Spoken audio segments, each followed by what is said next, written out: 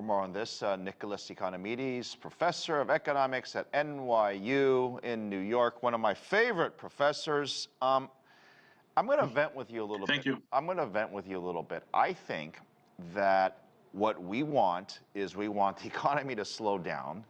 We want housing prices to drop. We want the world to be more normal, but we don't want a recession.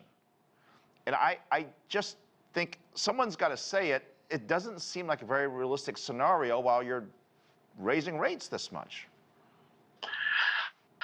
Well, I'm afraid that today's news, even though they were good news, they will have exactly the opposite effect on the Fed. The Fed is going to say, well, we are not slowed down enough.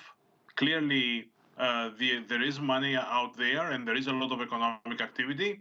Therefore, we will need to keep increasing interest rates. And if they keep doing that, the probability that we're going to get into a recession becomes really, really, really high. So it has the opposite effect. I'm sorry. And I do appreciate your point of view. I think that's what we want to do, but it's very hard to calibrate slowing down, but not going into a recession. Right. I want everything. I want the perfect world.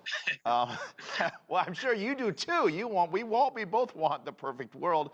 But so here's my follow-up question to that is, we do see signs that food prices have come back down, energy prices have come back down, the housing market is beginning to slow down and stall, and we're seeing price declines that we haven't seen in recent memory.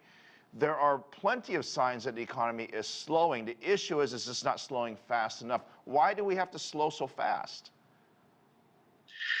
Well, first of all, I would say I wouldn't count so much on energy prices changes because the United States has a big reserve and it's releasing a lot of gasoline from the reserve. So that makes the energy prices go down. That's not enough. We need inflation in general to go down. And that's why the Fed is gung-ho increasing interest rates. Additionally, the government has not curtailed its fiscal expansion. It still talks about giving $500 billion in forgiving student debt to put a huge amount of extra money in the economy.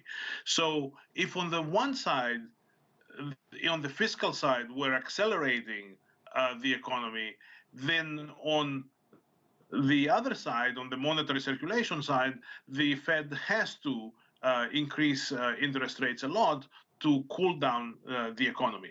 But I'm afraid that if you look to forward-looking evidence from the stock market, like, for example, the forward-looking caution of Amazon on future sales, you see that the expectation in general is that there is going to be a significant slowdown. Call it recession if you want, don't call it recession, but a significant slowdown in the next few months. And we need to be prepared for that. Now, there is also, you mentioned a couple of minutes ago in the news, there is also the upcoming elections in 2 weeks. And we don't know how they're going to go, but they could have significant implications on the fiscal spending of the present government.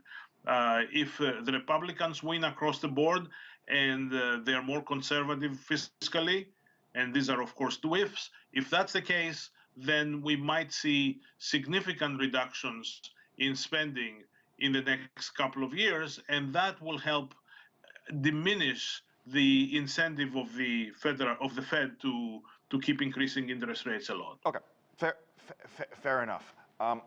What is it that where do we want to be, say, in Q1 of 2023? What is the most ideal environment that they don't raise rates more and growth maybe just slows down a little tiny bit? Is that kind of what we're hoping for?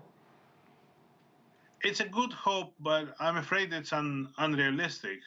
I'm afraid that the Fed is going to keep increasing interest rates, and I probably will stop at 4.5 or 5. And At that point, I don't know where we're going to be in terms of growth, if the growth is going to be positive or negative.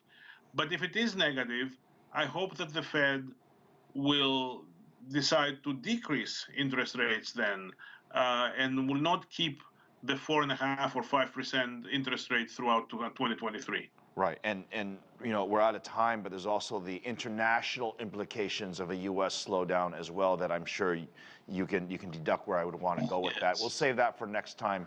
All Professor, right. always good to see Thank you. you. Thank you.